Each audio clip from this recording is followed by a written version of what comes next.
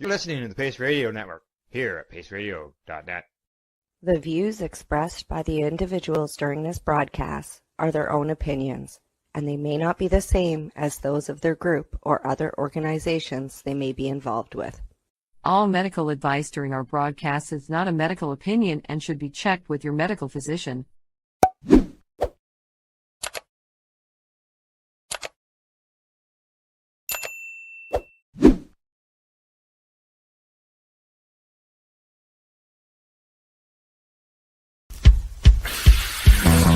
Oh yeah, baby, that's lovely.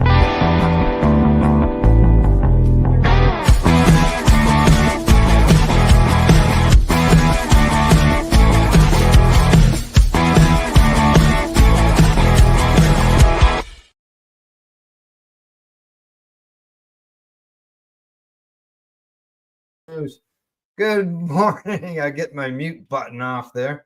Welcome to Psychedelics and Cannabis Educational News. I'm live here at paceradio.net and at 420pace.ca. As you can see, I'm alone. Cindy has a day off, but I still have 5 articles for me to talk to you guys all about today during the program. So let's get started. First story of the day comes to me from StratCan. Headline there says Canadian cannabis producers disappointed by budget 2025 proposals. Now, some Canadian cannabis producers say they are unhappy with the federal government's proposal to lower the price ceiling for medical cannabis reimbursements through Veterans Affairs Canada.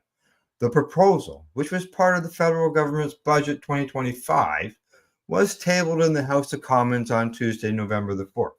The government intends for this reduction to better match the declining cost of cannabis in Canada, while saving a projected $4.4 billion over the coming years. The new proposed ceiling for the cost Veteran Affairs will cover for medical cannabis is $6 a gram. That's down from $8.50 a gram. Now, in 2024-2025, Veteran Affairs Canada reimbursed its members for nearly 30,000 kilograms of cannabis. That's totaling almost $245 million. Now, since 2011, the program has compensated over $1 billion worth of cannabis, exceeding the 143 million grams to eligible military personnel and other qualified individuals, including the RCMP. It says that we're disappointed that the federal government has proposed these changes without consultation from the cannabis industry or medical cannabis companies like Aurora, says Aurora CEO Michael Martin in a conference call about the company's recently quarterly report. Now, it says, importantly, veteran patients depend on a clinically supported system that ensures for their safe, consistent access to their cannabis medications. Now, this potential lowering of the reimbursement rate puts the entire support system at risk, could disrupt continuity of care, clinically oversight, or even push patients to higher risk alternatives, it says. Now, in 2023-24, there were 24,146 registered clients in Canada under the VAC's program, and 24,329,042 grams was reimbursed. In 2024-25, that was 27,643 clients and 30,310,563 grams of cannabis was sold. So there you go. That's a lot of cannabis, but that's not good news for the veterans that are going to lose their dollar value that they can get on their cannabis.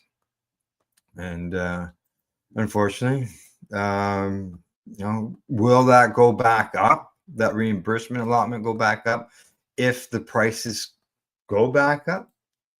Let's hopefully they do get more compensation if that happens to the vets, because it's not fair for them to have that cut and then all of a sudden the price start going back up, and they're not getting that same kind of money to reimburse them on their medication. So, all right, on to my next story of the day. As you can see, this one comes to me from the Cannabis Business Times. And the headline there says GOP support for cannabis legalization dwindles to 40% under Trump. Wow. After reaching an all-time high of 55% in 2023, Republicans who think cannabis should be federally legalized in the U.S. dropped to 40% in 2025, the lowest mark since 2015. At that point, it was 37%.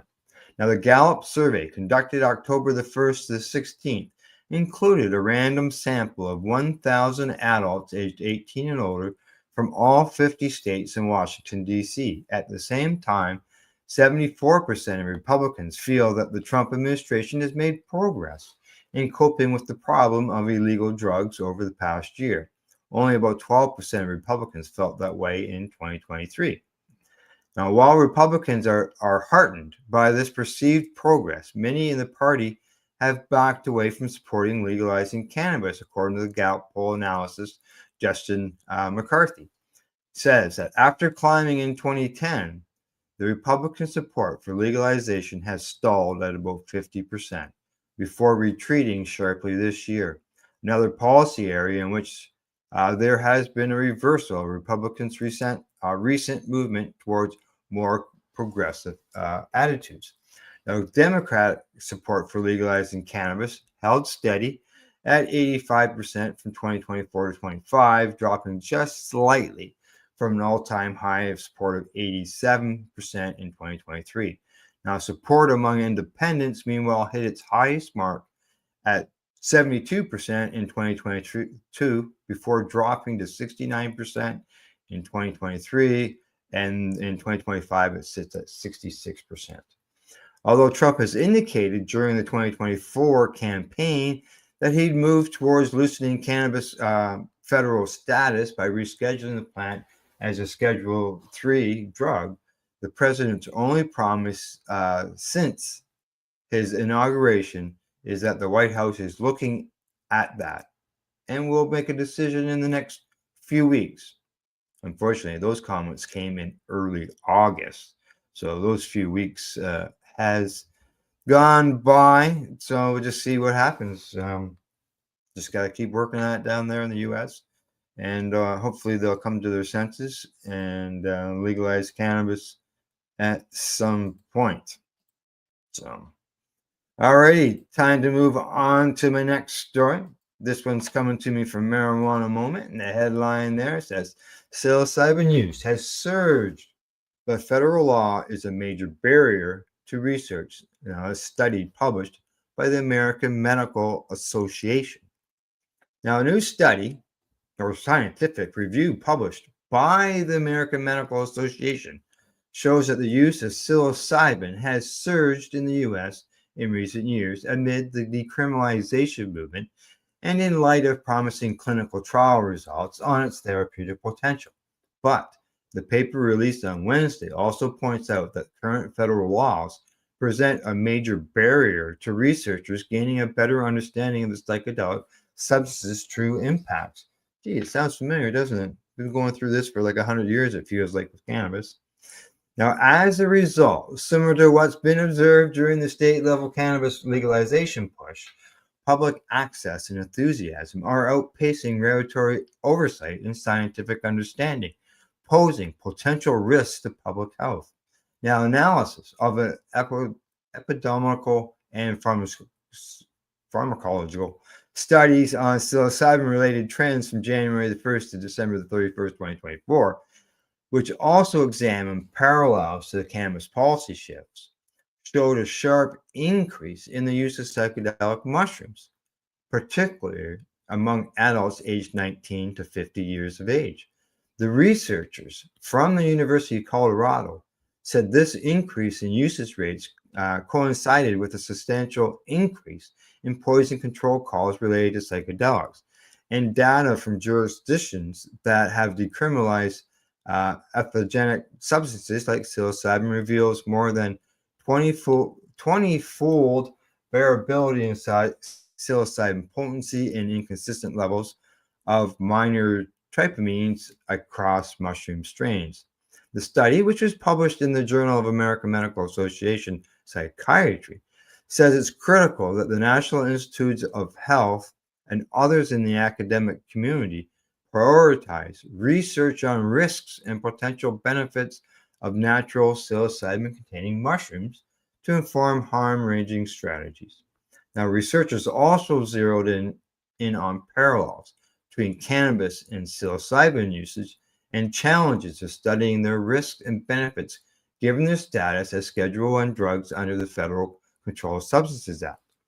Now, psychedelics drug policy in the U.S. is evolving rapidly, reflecting in the steady increase of reform bills introduced each year, and is projected to follow a legislative trajectory somewhat similar to that of cannabis, the review says. It goes on to say that currently both cannabis and psilocybin mushrooms are becoming more accessible and more widely accepted by the public and scientific communities. However, the authors caution that, as with cannabis in the early stages, use of psychedelic mushrooms is advancing faster than the science, creating potential risks for consumers and raising public health and safety concerns.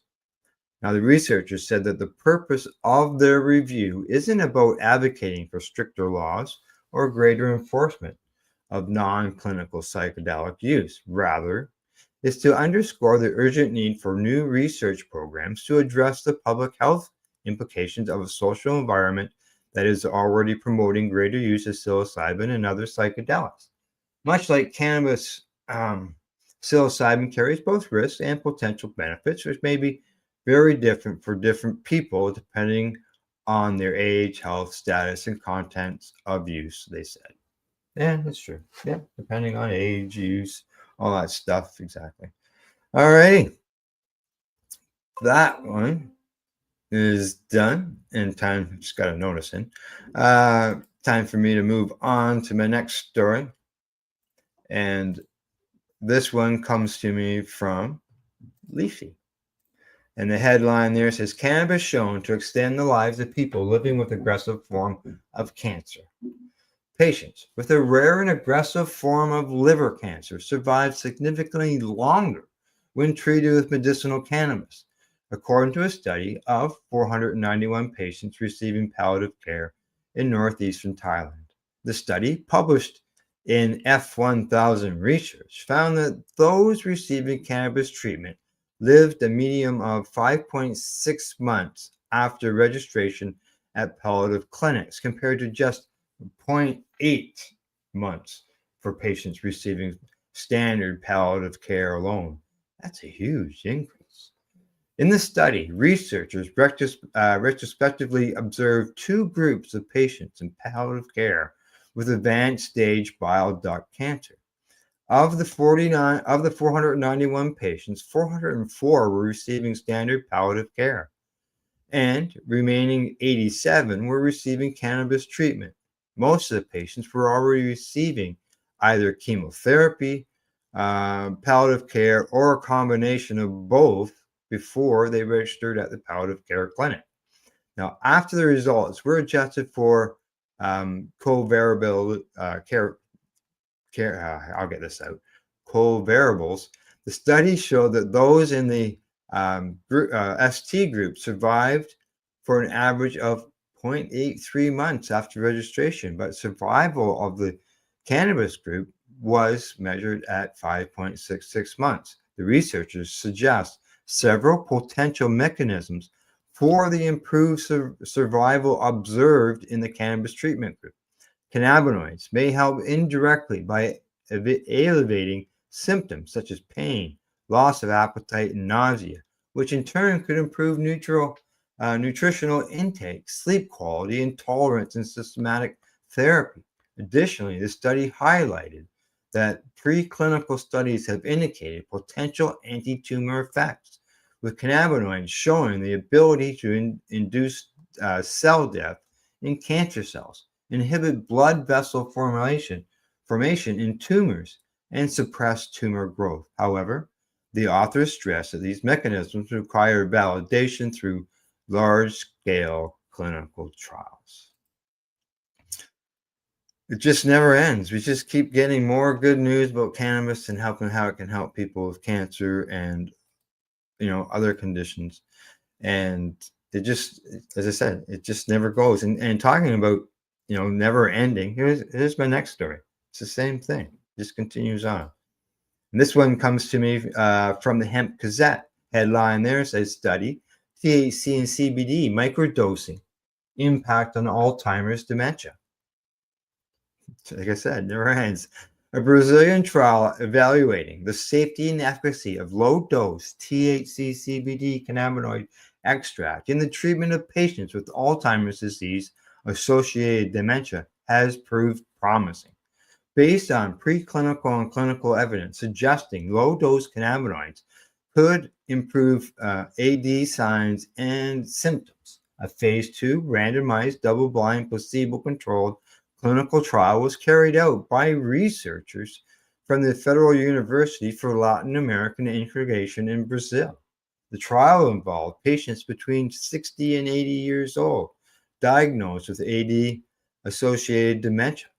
Participants orally received either placebo or THC CBD extract. Now, there was only 0.3 of a milligram of THC and 0.2 of a milligram of CBD in that extract. Now, they got that daily. They were very low doses, as I mentioned, and they did it for 6 months. The results, a mini mental state exam total score was significantly higher in patients receiving the cannabis extract when compared to placebo-treated patients. No significant difference was detected between the placebo and cannabis groups in relation to secondary outcomes and adverse effects incidences. The researchers state, to this date, this is the longest clinical trial evaluating cannabinoids' effects on AD patients. We initially demonstrated that low-dose THC CBD potentially can be effective and safe therapeutic options for AD-related dementia. Nevertheless, larger and longer trials are necessary to confirm these findings and establish cannabinoid administration as therapy for AD dementia. So there you go. More studies. They're always asking for more studies, and more studies come out. And I know that a lot of people will know, some of these studies, and they're sort of repeated over and over again. But the more evidence that gets out there, it's going to change people's minds. As we say, seeing is believing. And if you can see patients' lives extended, past, as they say, was basically the hospice end of things, surviving 5 times longer, obviously something is working. So, all righty, folks, that's it. I am done. That's the news for today. I hope you found it educational and informative, with more of it coming Monday at 10 a.m. Eastern Time. I'd like to say thanks to our viewers and listeners, plus a big thank you to our sponsors, Limestone City Hydroponics, the Campbellford Lifestyle Shop, and At-Eze.ca. And as I always say for the last 15 years, don't forget to educate, medicate, and do not encourage. You're listening to the Pace Radio Network here at paceradio.net. The opinions of the individuals during this broadcast are their own, and may not be the opinions of their group or other organizations they may be involved with. All medical advice during our broadcast is not a medical opinion and should be checked with your medical physician. Enjoy the buzz of legalization with Campbellford Lifestyle Shop. From lights to plant nutrients, books, consumption accessories, and more, we've got all your basics to grow or consume cannabis. Visit our info center or take a look at our piercing services and body jewelry, now available in-store through Campbellford Lifestyle Shop, 17 Bridge Street West, Campbellford. Limestone City Hydroponics is Kingston, Ontario's hydroponics shop. Take your growing to the next level and create the optimal environment with a tent kit, or maximize your yield with an ebb and flow flood table kit. Either way, Limestone City Hydroponics has more sizes and options to fit your needs. Are you looking for the power of the sun that adapts to your budget? Then look no further, as they have professional grow lighting. They have indoor grow systems that are easy and cost effective, with many options to fit your living space and lifestyle. Cultivate your growing potential. We have everything you need to succeed. And if you can't make it to the store, they offer local delivery to the greater Kingston area. Remember, when you're looking for experts to help you grow, then look no further than the locally owned Limestone City Hydroponics, 105 Sunderland Drive in Kingston, Ontario. Call them at 613-548-0420. We are people advocating cannabis education here at paceradio.net.